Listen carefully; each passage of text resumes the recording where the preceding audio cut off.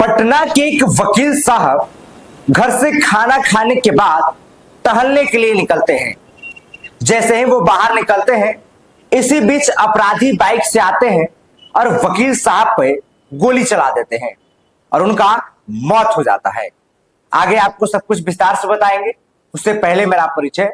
नमस्कार, मेरा नाम अंगद शर्मा है और बुलेट न्यूज टीवी में आपका स्वागत है। देखिए, वैसे तो बिहार में अपराधी बेखौफ अंदाज में अपराध करते हैं, लेकिन अभी अगर देखें तो राजधानी पटना भी गोलियों की बौछार से पूरा हिला हुआ है। चाहे हम गोपाल खेमका की बात कर ले, या फिर बीजेपी नेता सुरेंद्र केवर की बात कर ले, या फिर अब जितेंद्र महतो जो कि एक वकील थी।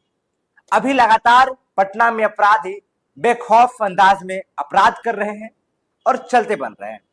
पूरा मामला आपको बताते हैं।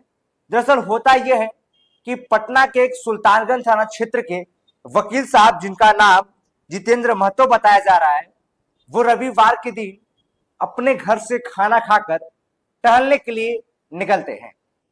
जैसे ही वो टहलने के लिए निकलते हैं, कुछ बाइक सवार अपराधी वहां पे आते हैं और जितेंद्र महतो पे फायरिंग कर देते हैं।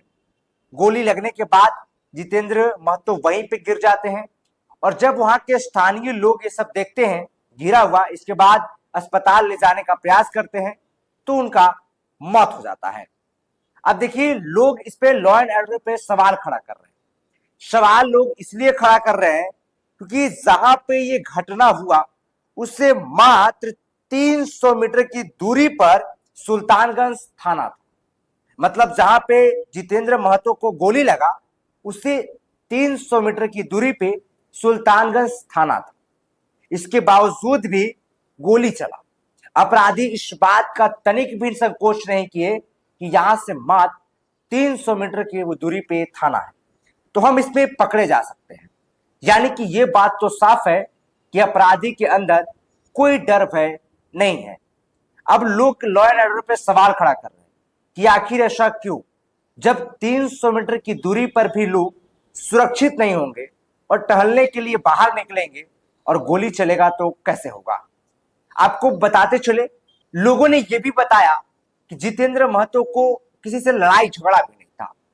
वो बहुत नेक दिल के इंसान थे, उनका एक दुकान भी था, लेकिन उनका किसी से लड़ाई झगड़ा नहीं था। इसके बावजूद भी ऐसा हो रहा है। अब इस पूरे मामले पे एसपी कार्तिकेय शर्मा ने बताया, एक व्यक्ति को गोली मारी गई है और अस्पताल ले जाने के क्रम में उनकी मृत्यु हो गई है। जानकारी के अनुसार मृतक वकालत का अभ्यास कर रहे थे और उनकी एक दुकान थी। पोस्टमार्टम के बाद यह साफ होगा कि उनपे कितनी गोली लगी है।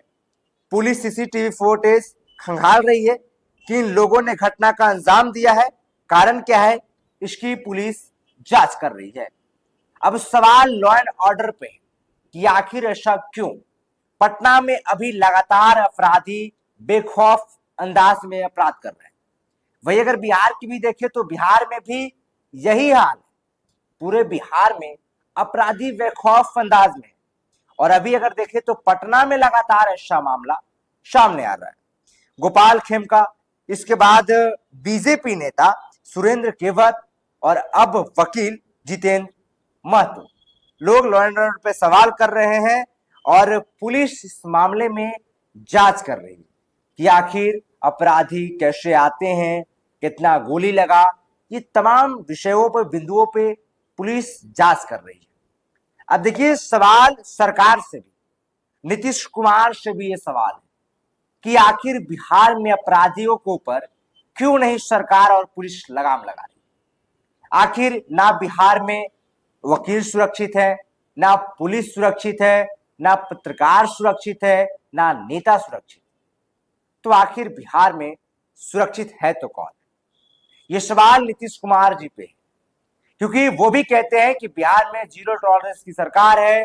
बिहार में आपराधिक घटनाओं को ग्राफ जो है उसे कम करने का प्रयास किया जा रहा है, लेकिन प्रयास तो किया जा रहा है, लेकिन इस पे सफलता हासिल क्यों नहीं हो रहा है। बाकी इस पे आप क्या सोचते हैं?